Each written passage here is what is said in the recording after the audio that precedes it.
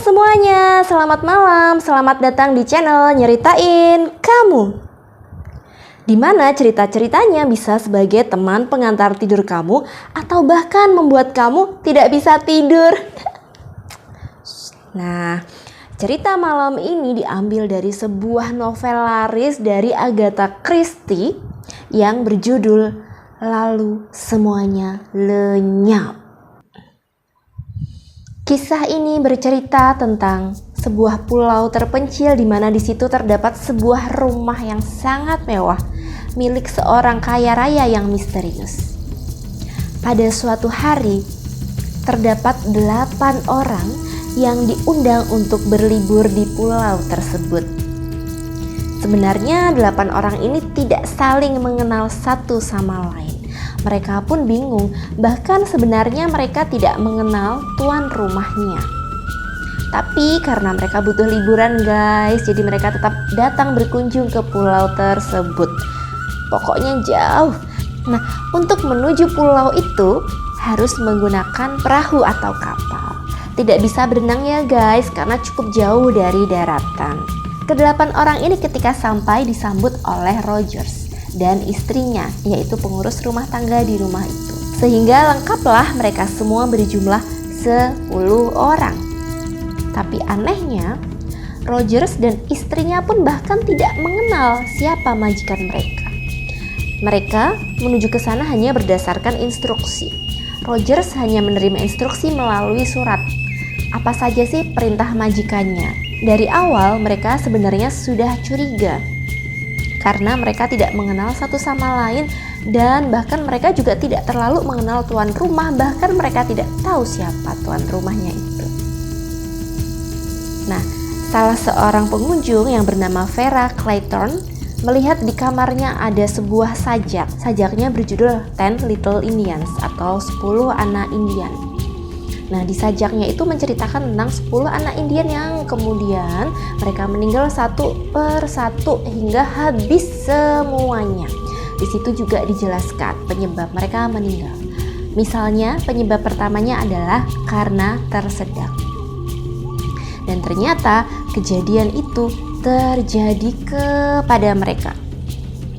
Nah, pada malam pertama mereka berada di situ, di meja makan itu sudah ada boneka 10 anak Indian.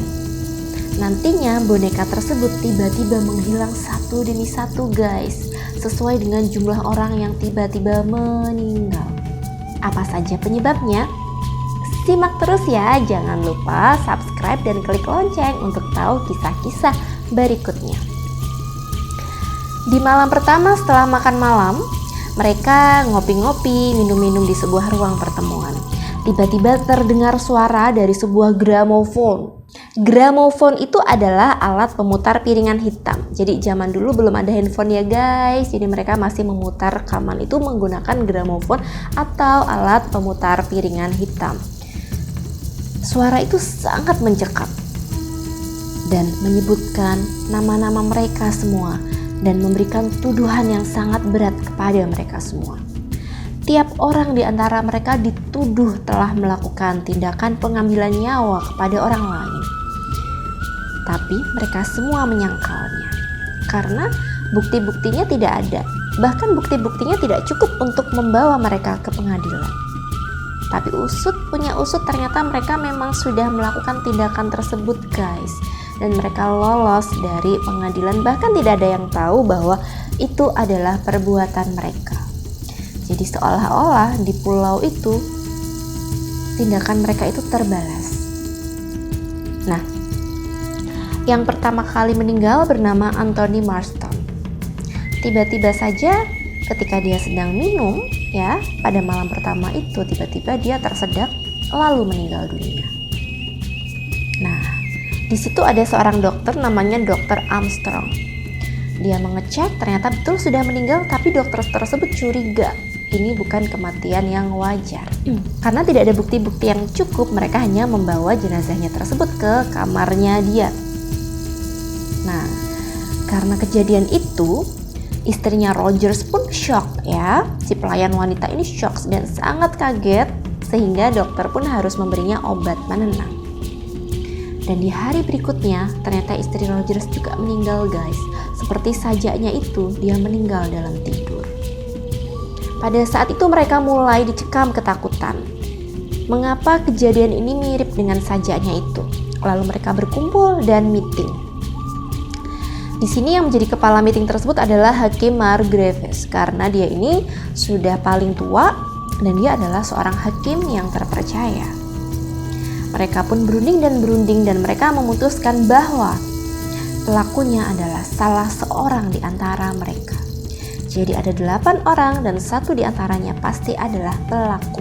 Tidak mungkin orang luar. Karena di pulau itu bukanlah pulau yang besar. Dan mereka sudah melihat mereka berkeliling, tidak ada jalan keluar apapun dari pulau itu dan tidak ada tempat persembunyian. Mereka yang dicengkeram ketakutan pun mencoba meminta bantuan dari daratan. Mereka membuat SOS, mereka membuat cahaya SOS, mereka membuat api dan berbagai macam untuk menarik perhatian dari daratan maupun dari langit jika ada pesawat lewat. Sayangnya, tidak ada yang datang menyelamatkan mereka. Padahal setiap hari selalu ada pengemudi perahu yang selalu menyuplai bahan makanan ke situ. Dan anehnya sama sekali tidak ada guys. Tapi Roger si pelayan pun berkata, tenang saja, untuk bahan makanan semuanya sudah lengkap hingga 1 bulan. Walaupun begitu mereka tetap deg-degan guys. Dan ternyata benar, berikutnya mereka meninggal satu demi satu dengan kejadian yang sangat menegangkan. Dan tidak ada yang datang ke pulau tersebut, ditambah ada badai yang sangat besar. Tidak mungkin ada orang bisa datang ke pulau itu karena badai sangat besar, sangat berbahaya, mengarungi lautan pada saat badai. Mereka juga tidak memiliki perahu ya guys. Dan tinggallah orang sedikit demi sedikit dan mereka makin dicengkeram oleh ketakutan. Dalam cengkeraman ketakutan itu mereka masing-masing ya saling curhat satu sama lain atau saling merenung sendiri karena mereka tidak ingin didengar oleh orang lain ya. Mereka merenungi perbuatan mereka di masa lalu yang telah menghilangkan nyawa orang lain. Salah satunya yaitu Jenderal MacArthur. Jenderal MacArthur ini memiliki istri yang sangat dicintainya. Pada suatu hari ternyata istrinya itu malah bermain cinta dengan anak buahnya. Nah, Jenderal MacArthur seolah-olah dia menerima hal itu. Tapi aslinya tidak guys. Jadi dia mengirim anak buahnya itu di garis depan medan perang. Sehingga anak buahnya itu meninggal. Dan Jenderal MacArthur memang sengaja memilih anak buahnya itu supaya meninggal dalam medan peperangan. Ternyata hal itu tidak memberikan kebahagiaan kepada si jenderal tersebut. Karena istrinya malah sangat sedih. Istrinya sedih dan malah sakit dan meninggal dunia. Akhirnya Jenderal MacArthur pun tinggal sendiri dengan penyesalannya. Dan di pulau itu Jenderal MacArthur pun meninggal. Ada yang menghantam kepalanya dari belakang. Pelakunya siapa? Tidak tahu guys. Semuanya sangat tegang. Kejadiannya sangat menegangkan. Sosok yang mereka anggap pemimpin yaitu Hakim Margraves pun meninggal dunia juga dengan cara yang sangat dramatis. Hakim Margraves tertembak di bagian kepalanya.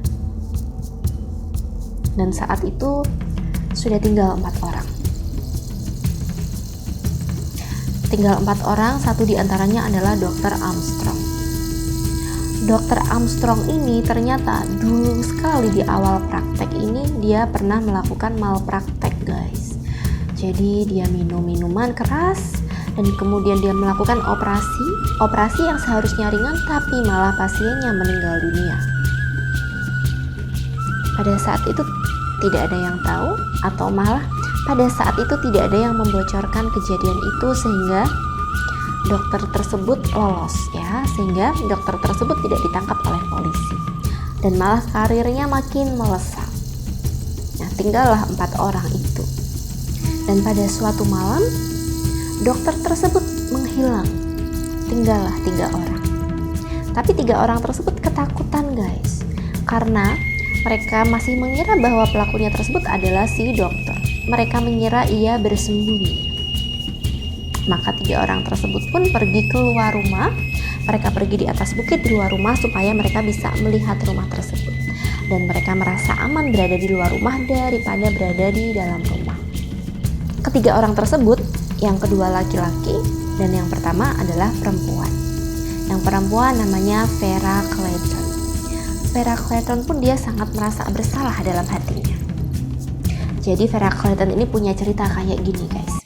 Si Vera ini adalah seorang pengasuh anak, dia seorang guru privat anak. Si anak ini bernama Cyril, waktu itu mungkin masih umur 7 tahun atau 8 tahun, masih sangat kecil. Nah, Cyril ini punya seorang paman bernama Hugo. Vera dan Hugo pun saling jatuh cinta. Sayangnya Hugo tidak bisa menikahi Vera karena Hugo tidak punya uang alias miskin guys. Padahal aslinya Hugo ini adalah pewaris harta dari ayahnya. Tapi karena si Cyril lahir, Cyril itu adalah anak dari kakaknya Hugo. Maka harta tersebut melimpah ke Cyril guys. Jadi Hugo tidak mendapatkan warisan sama sekali. Si Vera ini diam-diam melakukan tindakan yang bisa merenggut nyawanya Cyril si keponakannya karena dia menginginkan Hugo mendapatkan warisan. Jadi pada suatu hari yang cerah, dia membawa Cyril jalan-jalan ke pantai, ke laut. Si Cyril ini pengen banget berenang ke karang. Seharusnya ia larang, tapi malah si Vera ini menyemangati Cyril untuk berenang melewati karang, melintasi lautan dan melalui karang-karang. Dan dia mengajak ngobrol ibunya Cyril supaya tidak melihat tindakan Cyril. Dan pada saat itu betul, Cyril tenggelam. Tapi Vera pun memastikan bahwa Cyril benar-benar tenggelam. Dia berenang seolah-olah menyelamatkan Cyril. Tapi Cyril tidak tertolong. Dan tidak ada yang tahu satupun bahwa itu adalah tindakan si Vera Clayton. Semua orang malah menganggap ia sebagai pahlawan yang berusaha menyelamatkan Cyril. Tapi Hugo, kekasih Vera ini, sudah mencurigai hal tersebut sebagai tindakan yang diada-adakan. Dan apa yang terjadi kemudian? Ternyata Vera pun tidak bahagia karena Hugo meninggalkan Vera. Hugo ini sangat menyayangi keponakannya. Hugo sangat menyayangi Cyril. Dan dia sudah merasakan bahwa si Vera lah dalang dari kejadian itu. Lalu Hugo pun pergi meninggalkan Vera. Meninggalkan Vera yang tidak bahagia dan dihantui rasa bersalah. Oke, kembali lagi di pulau tersebut, mereka tinggal 3 orang. Dan salah satu di antaranya pergi masuk ke dalam rumah. Tadinya dilarang oleh 2 orang ini, apakah kamu benar mau masuk ke dalam rumah? Dan ia berkata, tetap aku harus mau masuk ke dalam rumah. Nah, lalu ketika si laki-laki ini masuk ke dalam rumah, tiba-tiba ia menjerit dan dia terjatuh karena ditimpa oleh benda yang berat dari atas, yaitu jam berwong. Kedua orang ini pun sangat khawatir dan takut dan mereka masih mencurigai bahwa masih ada si dokter ini yang melakukan perbuatan tersebut. Jadi kedua orang tersebut masih berada di luar rumah. Mereka merasa aman karena salah satu di antara mereka itu membawa pistol. Jadi yang laki-laki ini membawa pistol ya. Lalu ketika mereka berkeliling pulau tersebut, mereka menemukan di lautan ada suatu sosok yang terhempas di karang. Ketika mereka tarik dan lihat wajahnya, ternyata dia adalah si dokter tersebut. Jadi pelakunya selama ini bukanlah dokter tersebut guys. Mereka tinggal berdua. Dan hanya mereka berdua yang ada di pulau tersebut. Mereka pun saling mencurigai satu sama lain. Vera Clayton ini akhirnya diam-diam berhasil mengambil pistol dari laki-laki satunya ya. Si laki-laki tersebut pun marah. Jadi kamulah pelakunya, kata laki-laki itu. Dan kata Vera, oh aku tahu kamu pelakunya. Lalu Vera pun menodongkan pistol kepada laki-laki tersebut. Laki-laki tersebut pun mencoba mempertahankan diri dan dia menyerang Vera. Dia melompat untuk menerkam Vera. Tapi Vera yang membawa pistol menang. Der. Laki-laki tersebut terhempas dan jatuh. Vera pun tertawa. Ketegangannya seolah lepas. Selama ini dia sangat tegang. Dia merasa bahagia karena dia sudah berhasil menyelamatkan nyawanya dan dia merasa sangat lelah. Dalam kelelahannya itu dia kembali ke rumah.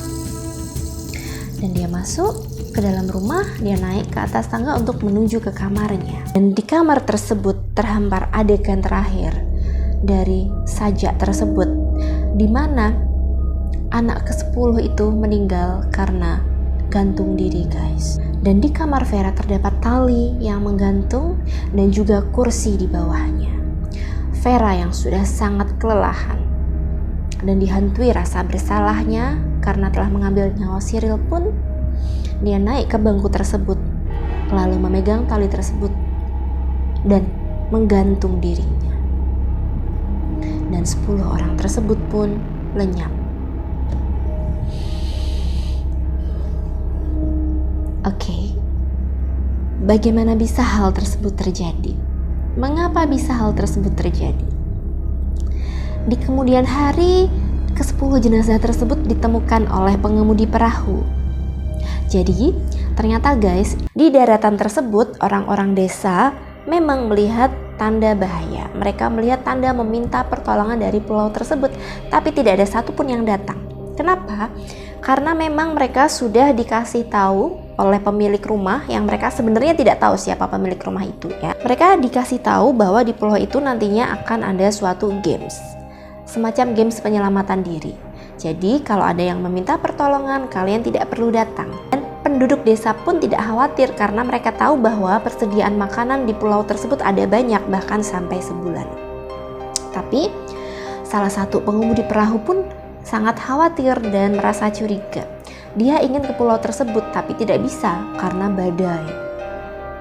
Setelah badai berlalu, dia datang ke pulau tersebut dan menemukan mereka semua sudah tidak ada yang hidup. Dan ia memanggil polisi. Polisi berusaha mengusut perkaranya satu demi satu, tapi mereka tidak menemukan jawabannya. Polisi hanya mengetahui apa penyebab kematian mereka, tapi mereka tidak tahu siapa yang melakukan. Dan pada suatu hari, seorang nelayan menemukan botol.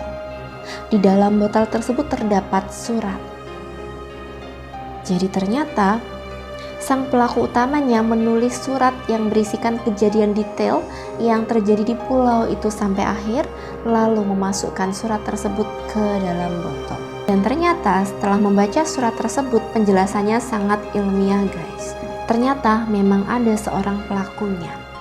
Dan pelaku ini memang ingin menghabisi nyawa mereka karena mereka semua ia anggap sebagai tertuduh. Dan ternyata pelaku ini memang ada di antara 10 orang tersebut. Pelaku ini memang ingin menghabisi nyawa mereka semua karena ia tahu mereka semua sebenarnya jahat, karena ia tahu mereka semua sebenarnya adalah pelaku pembunuhan tapi tidak ada yang tahu atau tidak bisa ditangkap. Maka ia berencana untuk menghabisi nyawa mereka. Siapakah pelakunya dari 10 orang ini? Kalau kamu sudah tahu jawabannya, silahkan komentar di bawah ini. Kalau kamu masih ingin tahu cerita apa saja sih yang akan disampaikan di Nyeritain Kamu, boleh request komentar di bawah ini. Sampai jumpa lagi. Bye.